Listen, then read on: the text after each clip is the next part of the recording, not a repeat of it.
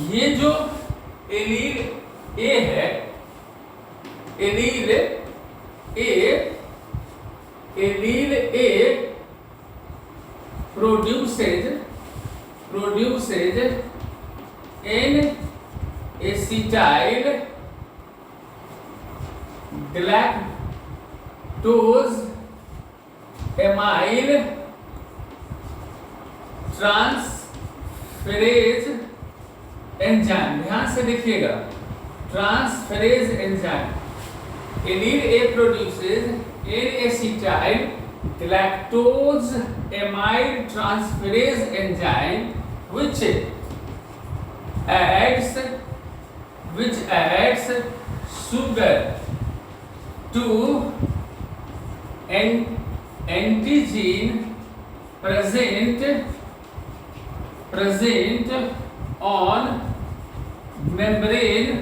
membrane of RBC as a result एंटीजीन A form.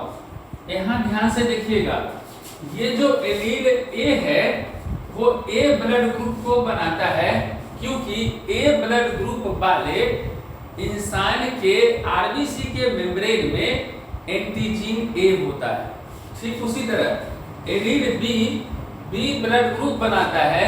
इसमें जो व्यक्ति के शरीर, जिस व्यक्ति का ब्लड ग्रुप बी होता है, उसके आरबीसी के मेम्ब्रेन में बी नामक एंटीजीन मौजूद होता है। जिस आदमी का ब्लड ग्रुप ओ होता है, उसके आरबीसी के मेम्ब्रेन में कोई एंटीजीन नहीं पाया जाता है। तो ए बी में आप समझ रहे होंगे कि अगर किसी का ब्लड ग्रुप ए बी है तो उसके आरबीसी के मेम्ब्रेन में दोनों ही एंटीजीन मौजूद होंगे। इसी बात को हमें पता करना है। तो हमने लिखा कि जो एलील ए है वो एक एंजाइम बनाता है, N acetyl galactose amyl transferase enzyme बनाता है, जो ऐड करता है शुगर। ये शुगर का क्या नाम है? कौन सा शुगर बनाता है? ये शुगर जो है बनाता है, देखिए यहाँ शुगर का नाम हम यहाँ नोट में लिख रहे हैं। जो शुगर ऐड करेगा, ये एंजाइम जो शुगर ऐड करेगा उसका नाम है N acetyl galactose amine. N acetyl galactose amine sugar जो है आरबीसी के मेम्ब्रेन में जो एंटीजीन मौजूद है, मतलब देखिए ये जो एंजाइम है N acetyl galactose amyl transferase, वो क्या करता है, आरबीसी के मेम्ब्रेन में जो एंटीजीन है उसमें एन एसिटाइल गैलेक्टोज एमीन नामक शुगर को ऐड करता है, जिससे एंटीजीन ए बनता है। अब ध्यान से देखिएगा बी वाला क्या करेगा। ध्यान से देखिए बी क्या करेगा। बी क्या करता है, ये एलील बी क्या करता है, प्रोड्यूसेज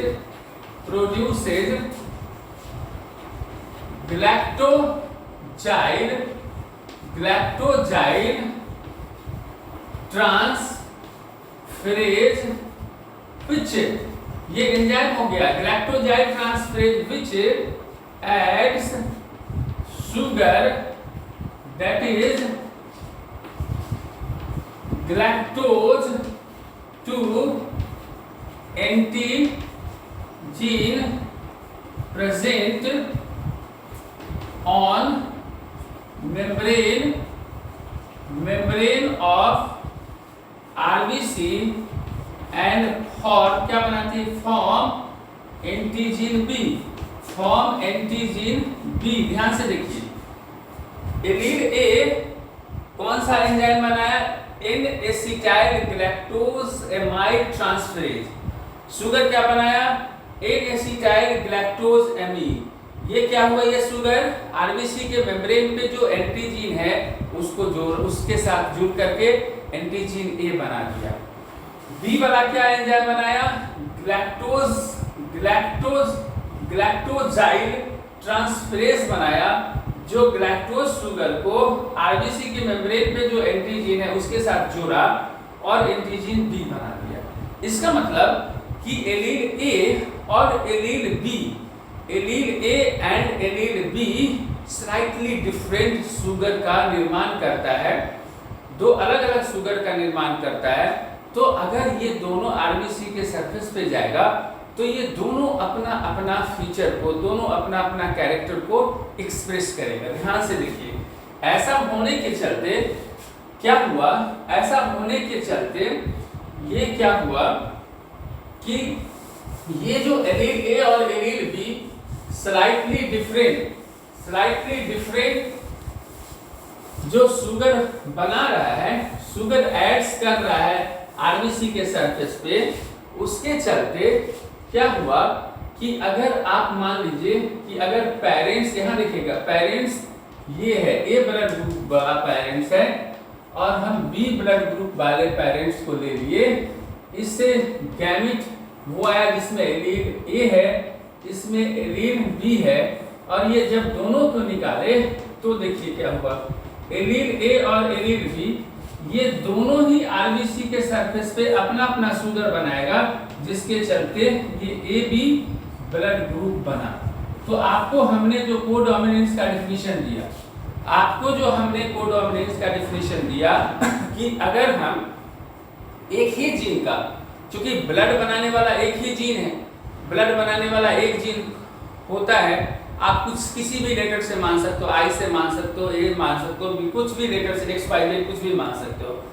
तो ब्लड बनाने वाला एक जीन है, उसके जो एलील हम लिए हैं, एलील ये होमोजाइगस एलील, ये होमोजाइगस, तो ये एलील एक गैमेट बनाया, फिर ये एक गैमेट बनाया, जो अब ये दोनों एलील अगर किसी आरबीसी के मेम्ब्रेन के ऊपर जाती है तो वो दो तरह के शुगर को ऐड करती है एंटीजन के साथ, तो दो तरह के एंटीजन बनती है, एंटीजन ए भी बन गई और एंटीजन बी भी बन गई, इसलिए वो इंडिपेंडेंटली अपने आप को शो करता है और हमारा ब्लड कैसा हो जाता है, ए बी ब्लड ग्रुप हो जाता है, वो ए बी ब्लड ग्रुप हो जाता है। हमारी आवाज सुनाई दे रही है आप लोगों को? अब हाँ, समझना भी है, बोलना भी है, समझना भी है और बोलना भी है, ठीक है। तो आपने क्या देखा कि एलील ए जो था वो एंटीजीन ए बना रहा है, एलील बी जो है एंटीजीन बी बना रहा है। जब ये आरबीसी के मेम्ब्रेन के ऊपर आता है तो दोनों ही अपना अपना शुगर को ऐड्स करता है, और ऐसा होने से ये दोनों अपना अपना फिनोटाइपिक एक्सप्रेशन देता है, जिसको हम कोडोमिनेंस कहते हैं। ये ना तो डोमिनेंट है, एलील ए एलील बी के ऊपर ना डोमिनेंट है, एलील ए, ये दोनों ना तो डोमिनेंट या दोनों आपस में रिसेसिव नहीं है, ये दोनों क्या है, allele A is codominant to allele B. आप एक नोट में देखिएगा, जो एलील्स होती हैं, alleles of codominance, allele of codominance is represented by capital base with different superscript, different superscript। हम कैसे कोडोमिनेंस के एलील को कैसे रिप्रेजेंट करेंगे? तो आप कोई भी कैपिटल बेस ले लीजिए और इसके ऊपर आप ए लिख सकते हो, इसी के ऊपर बी लिख सकते हो, है कि नहीं? इसी के ऊपर आप ओ लिख सकते हो, है ना? कुछ भी कर सकते हो आप, या आप, एक तो ये नियम हो गया। दूसरा क्या हुआ कि दूसरा नियम क्या है कि different capital letters are used to represent codominance. या तो आप वैसे करके चलिए, या आप अलग अलग कैपिटल लेटर ले करके आप रिप्रेजेंट कर सकते हो। जैसे देखो, अगर हम red I read I colour of Drosophila के लिए कैपिटल आर ले सकते हैं। उसी तरह से देखिए white eye colour of Drosophila fruit fly को कहते हैं। इसका ड्रोसोफिला का nickname vernacular name fruit fly, इस नेम फ्रूट फ्लाई है। इसका पूरा नाम ड्रोसोफिला मेलानोगास्टर है। तो इसका अगर व्हाइट फ्लावर है तो कैपिटल डब्ल्यू ले सकते हैं। यहाँ व्हाइट के लिए स्मॉल नहीं लेंगे, हम क्या कहे कि कोडोमिनेंस में एलीड को रिप्रेजेंट करने के लिए कैपिटल बेस पे अलग अलग सुपर स्क्रिप्ट ले सकते हैं। ये सुपर स्क्रिप्ट भी कैपिटल लेटर का होता है। दूसरा क्या बोले, अगर ये नहीं पसंद है तो आप क्या करिए, किसी भी कैपिटल लेटर से आप ट्रेट को रिप्रेजेंट कर सकते हैं, एलील को रिप्रेजेंट कर सकते हैं।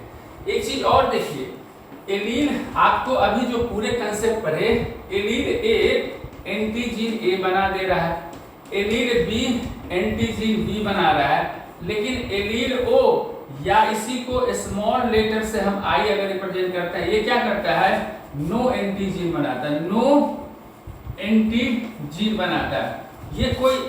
ये वाली एलील कोई एंटीजीन नहीं बनाता है। क्यों नहीं एंटीजीन बनाता है? कल हम कंसेप्ट ऑफ डोमिनेंस में आपको पढ़ाए थे कि ये जो एलील है, एलील ओ या एलील आई छोटा में, ये क्या करता है, ये एंजाइम का निर्माण नहीं करता है। जब एंजाइम का निर्माण नहीं करता है तो ये आरबीसी के सरफेस पे कोई शुगर को ऐड नहीं कर पाता है, और जब शुगर ऐड नहीं होता है तो कोई एंटीजन नहीं बनता है। यही तो बताए थे, ये शुगर बना रहा है, ये शुगर ऐड कर रहा है, इसलिए एंटीजन बन रहा है। लेकिन ये कोई ना तो एंजाइम के नहीं बनने से कोई शुगर नहीं बना, कोई सबस्ट्रेट नहीं बना, तो उसका प्रोडक्ट भी नहीं आया, कोई एंटीजन नहीं बना। इसका मतलब कि एलील ओ जिसको आप स्मॉल आई से रिप्रेजेंट करते हो इज रिसेसिव। इज क्या है? रिसेसिव। यानी अगर आप ये कहेंगे कि एलील ए डोमिनेंट ओवर, ये हो गया डोमिनेंट ओवर एलील ओ या छोटा आई। एलील बी जो है डोमिनेंट ओवर एलील ओ या छोटा आई। यानी एलील ओ जो है रिसेसिव है, एलील ए डोमिनेंट है एलील ओ के लिए, एलील बी डोमिनेंट है एलील ओ के लिए, लेकिन एलील ए और एलील बी आपस में डोमिनेंट नहीं है, न ही आपस में रिसेसिव है। क्या है? कोडोमिनेंस है। क्यों कोडोमिनेंस है? जब हम एलील ए और एलील बी को एक साथ रखते हैं तो इंडिपेंडेंटली फिनोटाइपिक इफेक्ट देता है। यानी अगर किसी व्यक्ति के आरबीसी के सरफेस पे एलील ए भी है, एलील बी भी है, तो ए बी ब्लड ग्रुप का वो इंसान है। क्या ग्रुप का है? ए का भी और बी, इसलिए हम ए बी ब्लड ग्रुप का इंसान कहते हैं। तो ये आपका कोडोमिनेंस हो गया। कोडोमिनेंस आपने क्लियर किया? हाँ बोलिए।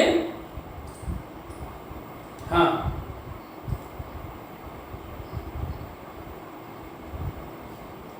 हाँ वो बताएंगे मल्टीपल एलिमेंट में थोड़ी देर के बाद, अभी हम पढ़ाएंगे। कोडोमिनेंस अच्छे से समझ गए? कोडोमिनेंस सब लोग जितने भी लोग बैठे हुए हैं कोडोमिनेंस अच्छे से समझे?